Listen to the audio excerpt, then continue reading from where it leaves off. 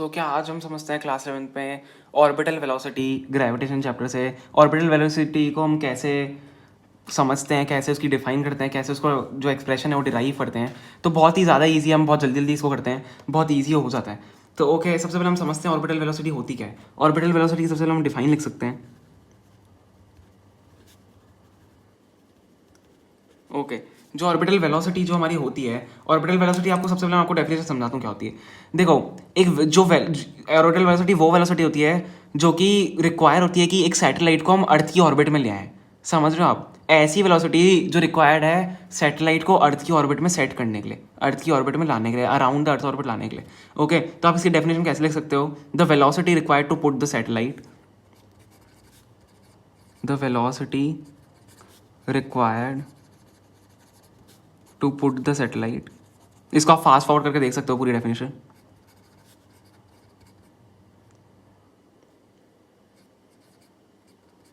Put the satellite into its orbit.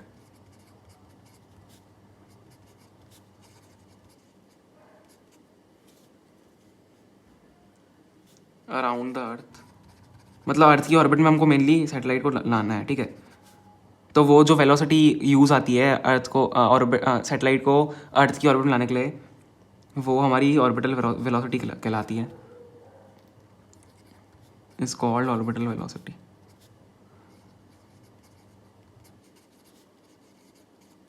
अबे अगर हम सैटेलाइट की बात करें तो ऑर्बिटल वेलोसिटी ऑफ सैटेलाइट होगी, ठीक है। कि कोई भी ऑब्जेक्ट हो सकता है जिसको हमको अर्थ की ऑर्बिट में लाना हो, तो ऑर्बिटल वेलोसिटी ऑफ सैटेलाइट होगी। अब हम इसको समझते हैं डायग्राम से, ठीक है। हमारा इसका डायग्राम कैसे बनेगा?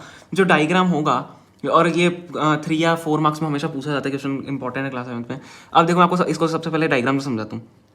देखो, ये हमारी अर्थ है, ओके। यहाँ पे मैंने इसको अर्थ को बना दिया। अर्थ का आप देखो कुछ मास होगा, अर्थ का मास हम एम मान लेते हैं, ठीक है। यहाँ पे मैं इसको एम मान लेता हूँ। अर्थ का मास एम होगा और इसके सराउंड एक ऑर्बिट है अर्थ की, ठीक है।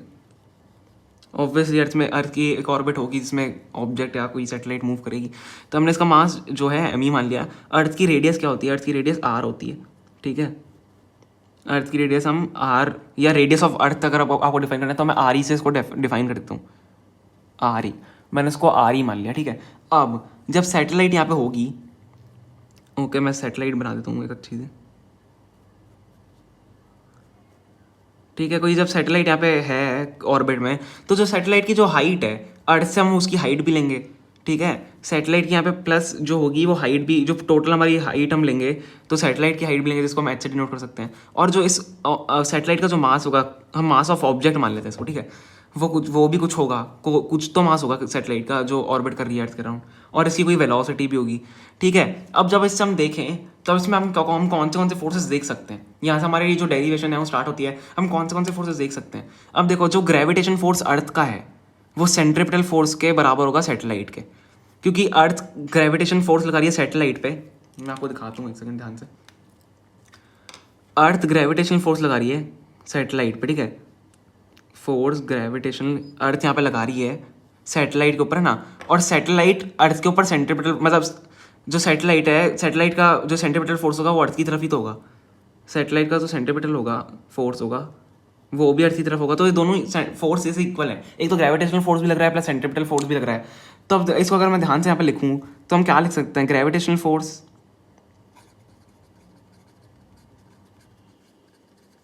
जो ग्रेविटेशनल फोर्स है हमारा वो सेंट्रिपिटल फोर्स के बराबर है, ठीक है।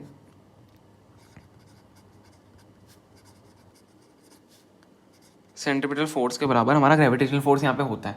अब आपको पता है ग्रेविटेशनल फोर्स क्या होता है? ग्रेविटेशनल फोर्स की जो डेफिनेशन नॉर्मल होती है वो G m1m2 upon are square होती है, ठीक है। आपने ये तो पढ़ा ही होगा, G m1m2 upon are square होती है ग्रेविटेशनल फोर्स की जो फॉर्मूला होती है। तो अब हम इसको कैसे लिख सकते हैं? जी तो ग्रेविटेशनल कॉन्स्टेंट है। अब हमारे पास मास कौन से मास ऑफ अर्थ है और मास ऑफ ऑब्जेक्ट है, ठीक है। मास ऑफ अर्थ और मास ऑफ ऑब्जेक्ट है हमारे पास। और अब टोटल हमारे पास रेडियस कितनी हो गई? जो अगर मैं पूरे का निकालूँ ऑर्बिट के हिसाब से अगर मैं निकालूँ तो रेडियस कितनी हो गई? ऑर्बिटल सैटेलाइट की हाइट, ओके, सैटेलाइट की हाइट प्लस रेडियस अर्थ की, यहाँ से लेकर ऊपर तक कितना हो गया? h plus R E, radius of earth plus satellite. तो हम क्या लिख सकते हैं इसको? आर ई प्लस एच का होल स्क्वायर। नीचे आर स्क्वायर होता है, G m1m2 upon are square होता है, तो G m e m not या m object mass of object upon R E plus H का whole square which is equal to centripetal force क्या होता है M V square by R होता है, तो एम वी स्क्वायर बाय इसको भी आर ई प्लस एच लिखना पड़ेगा। M V square by R जो होता है आर ई प्लस एच हमने यहाँ पे लिख दिया। इतना आ गया आपको समझ में, इतना तो बहुत ईजी था। हम समझ के कर रहे हैं इसलिए थोड़ा वीडियो स्लो, आप इसको 2x में भी देख सकते हो, आपकी जो स्पीड है आप उसमें देख सकते हो। अगर आपको ऐसे ही देखना है तो बहुत बढ़िया, नॉर्मल स्पीड हमारी चल रही है। अब देखो यहाँ से क्या क्या हम कट कर सकते हैं। मास ऑफ ऑब्जेक्ट मैंने यहाँ से ये वाले मास ऑफ ऑब्जेक्ट से काट दिया, ठीक है। मैंने आर ई प्लस एच एक स्क्वायर से काट दिया। अब क्या बचता है हमारे पास, एक काम करते हैं हम वी स्क्वायर को यहाँ पे लिख देते हैं, ठीक है। तो V square is equal to, V square को मैंने यहाँ पे लिख दिया, V square is equal to G M E upon R E plus H. ये हमारे पास यहाँ पे बचता है। अब आप सोच रहे होंगे अब इसके आगे क्या होगा, यही है v को, हमको v की वैल्यू निकालनी है, हमें ऑर्बिटल वेलोसिटी तो निकालनी थी। तो v की वैल्यू क्या आ जाएगी ऐसे, अंडर रूट ऑफ क्या आ जाएगी, G M E upon R E plus H. आ गया आपको समझ में, यही है हमारी ऑर्बिटल वेलोसिटी। ऑर्बिटल वेलोसिटी की जो मेन फार्मूला है वो ऑर्बिटल वेलोसिटी का फार्मूला यही है, ठीक है। इसको मतलब टीचर्स अलग अलग तरीके से भी करा सकते हैं, कुछ भी हो सकता है इसमें, कुछ और अलग तरीका भी हो सकता है कराने का। पर जो ऑर्बिटल वेलोसिटी की जो मेन जो फार्मूला होता है, आप वो ऑर्बिटल वेलोसिटी अगर आपको कैलकुलेट करनी है तो वो भी आप इससे कर सकते हो। बाकी ऑर्बिटल वेलोसिटी का हमने डेफिनेशन यहाँ पे प्रूव कर दिया है, ठीक है। मेन आपको ये डायग्राम से समझना इंपॉर्टेंट है, और इसकी जो डेफिनेशन होती है कि एक सैटेलाइट को और अर्थ की ऑर्बिट में लाना, वो भी आपको समझना ज़रूरी है। ओके।